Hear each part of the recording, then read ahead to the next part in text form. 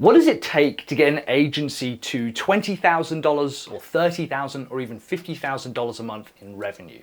If you ever feel like you're desperately trying to hit those sales numbers and you're trying to get them up in your agency, but you are failing miserably, I've got a story about a colleague of mine called Emma that is going to blow your socks off. And so in this video, I want to share my experience in getting an agency to 20,000 and 30,000 and 50K a month and beyond, how any agency can do it regardless of size or experience, and I'll show you the one big critical mistake that catches agencies and their owners out so that you can avoid it. And to get started, I need to introduce you to Emma and the fatal mistake that she made when she tried to make more money. So Emma is an agency owner, a lot like many of you, and when speaking to Emma, she told me that she wasn't happy or satisfied with the amount of money that she was making through her agency for the amount of work and time and effort that she seemed to be putting in each month. And so after talking to her, I asked how much you would need to make per month for her to feel like satisfied with the work that she was doing. And she told me she felt that she needed to move from 15,000 a month to 30,000 a month. Now, before you click away thinking, I'm not even at the $15,000 a month mark yet, don't worry, because the lesson I'm going to share with you is actually applicable to all levels of revenue. And so I had a look at what was preventing Emma from feeling happy with the 15,000 a month, and the results might just surprise you. You see, it wasn't the amount of money that Emma was making that was the problem. It was the amount of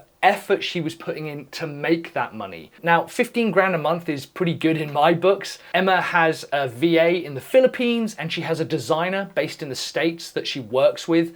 And 15 grand a month was even enough to pay her a pretty decent salary. The problem is that she felt she was working 70 hours a week just to make that 15 grand a month. And so I asked her, given the opportunity, would she rather drastically reduce her working hours and make the same amount, or increase her revenue but work the same amount? And now hopefully the answer shouldn't surprise you. She even said something really interesting to me, which was, I hope you don't think I'm greedy, but I feel a bit guilty asking for this, because she basically wanted to make more money by working less. And I, of course, had to reply that you are 100% entitled to make as much money as you want, selling what you want, without working yourself into an early grave. And so we took a look at her numbers, and there were two areas that we kind of had to look at. So on the one side is attraction. Now, this basically deals with how you find leads and find clients. And on the other side is what we call delivery. And this is how you take payment and deliver the work. And when I dove into some of these numbers, what I saw, which was both upsetting, but also frankly all too common when I look at lots of agency numbers like this. I have a little private members area, I'll put a link to it down below, and this kind of setup comes up a lot when I delve into some of those numbers. So it's worth talking first that Emma clearly was making sales and she was closing customers and she was delivering work, right? She was making 15 grand a month, so obviously something was going right. Her problem was not necessarily how to find more clients and close them and sell them, but that can often feel like the solution to I need more revenue. You think, well, I just need to find more customers then. Let's say that Emma sells lemonade by the side of the road. Now, I've actually never seen anyone do this. I don't know if this is like a common trope or something. And let's say it costs $1.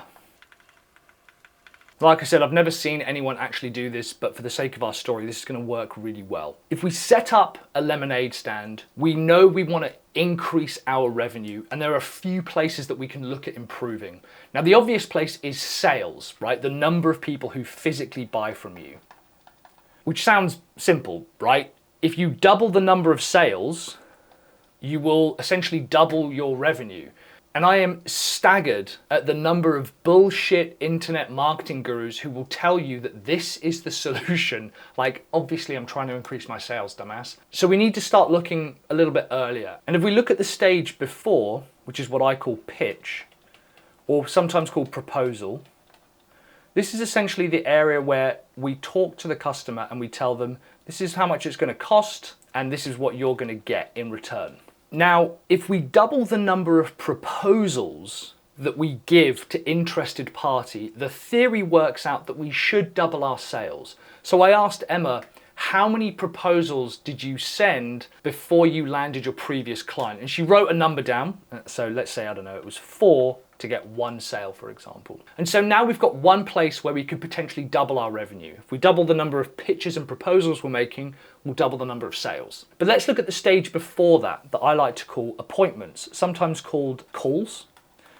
This is essentially the number of people you're having a conversation with who seem to be interested in getting some lemonade from you, and they'd like to know perhaps a bit more. This is usually where you ask them what they're looking for and you tell them a bit about the product. And so again, I asked Emma, how many calls with potential leads did you have before you sent your last proposal? And she kind of looked through her calendar and she saw that she had a handful of calls with different leads in order to kind of qualify them and sell to them and do discovery calls. And so again, she gave a number. And in theory, if we doubled the number of calls and conversions, again, sometimes called appointments, could we double her revenue? And then before the appointment stage, we have leads.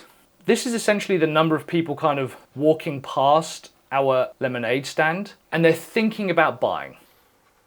And so again, I asked, how many leads did you collect to get your last phone call? Now, this number was a little trickier to collect, but it was essentially asking how many business cards did she collect, or how many email addresses did she add to her newsletter, or how many people inquired and sent her an email asking for a quote.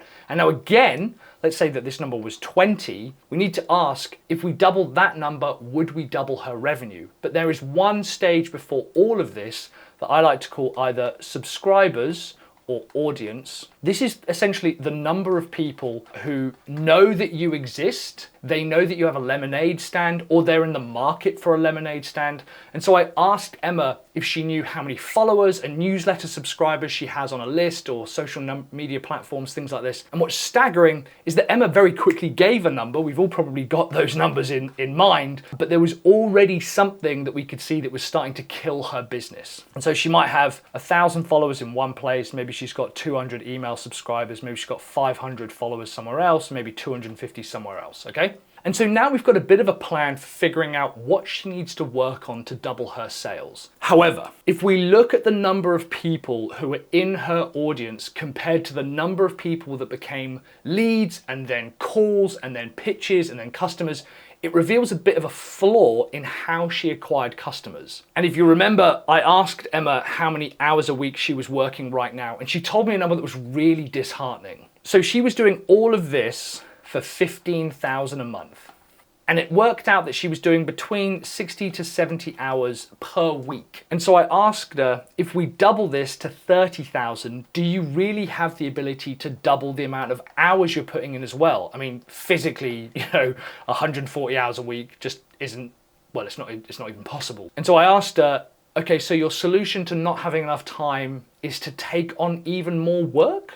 Now, coming up, we're going to talk about the massive agency mistake which kills their revenue. And we'll also talk about how we took Emma from 15,000 to 30,000, but actually reduced the amount of work that she was doing. So let's say our lemonade stand does $10 sales from selling 10 lemonades. All right, they're a double each. If we wanted to double our revenue, one option is to double the number of clients we have or number of customers.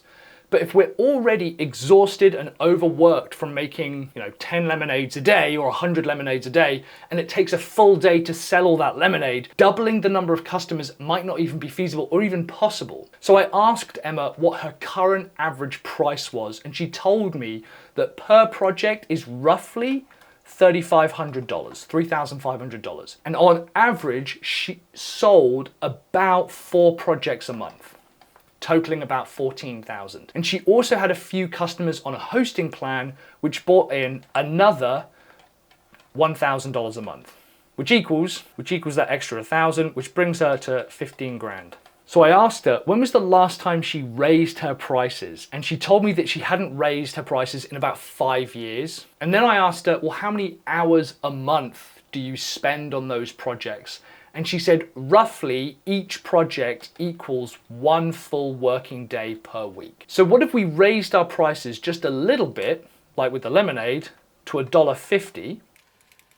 which, yes, might lose us some customers, but it would also mean that we only need to have 7 customers to make the same amount of money. It's a little over $10. So now we're basically making the same amount of money, but we're cutting our work down by 1/3. Now, of course, the question comes like, well, if you raise your prices, how do you justify that price rate? And in my experience, very few people get angry or annoyed with a price raise. However, if you want to massively increase your prices, you need to stop selling lemonade and start selling relief for school children on hot days. I'll talk through what I mean by that. So have you ever wondered why there are so many energy drinks on the market? It's because they go after a specific niche. Even though chemically it's the exact same stuff across the board, one brand will say it's for athletes, one brand will say it's for gamers, one brand will be aimed at busy executives.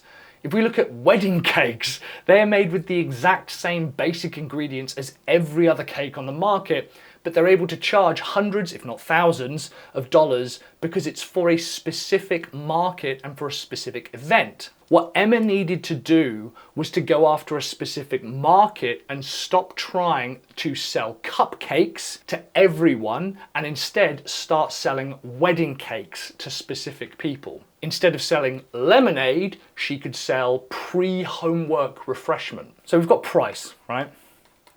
The next question I asked is, in my opinion, the absolute biggest power play available to your business. What are your payment terms? Remember earlier when I said the biggest mistake that agency owners tend to make? You see, when most people come to the lemonade stand, they pay their money and then they leave, and then you have to wait until either another customer comes along or your previous customer is thirsty for lemonade again. But with our agency, we already had people paying for hosting. So what if we put together a package that meant people paid between $2,000 and $5,000 a month to service and solve a particular recurring problem? You see, part of Emma's problem was that she was spending so much time and energy running around trying to find new leads and customers every single month. If we eliminated the need to find new customers, we'd immediately claw back some valuable time in her working week. Imagine the difference between a 40-hour working week making $15,000, and then if we just found 10 customers who were perhaps willing to pay $2,000 a month, that would be $20K per month with 0 time spent in the lead and the sales acquisition process. Combined with going after a really specific market, so rather than cupcakes, we went after those crazy expensive wedding cakes, we'd be able to start charging higher prices to solve a very specific problem. And then finally, to further reduce the workload, I asked Emma where she spent the majority of time with her clients. Now again, if we think about the lemonade stand, we spend a certain amount of time squeezing the lemons. We spend an amount of time like putting the water in, and then you add the sugar. And then there's obviously mixing it and then serving it. And of course, there's taking payment. Realistically, you could train someone else to do every aspect of that and pay them 50 cents per cup to do it, which would still leave you $1 to spend on goods and profit, but with none of the work. Part of Emma's problem was that she was doing a lot of menial, repetitive, and admin-based and support tasks that frankly she should have trained her VA to do.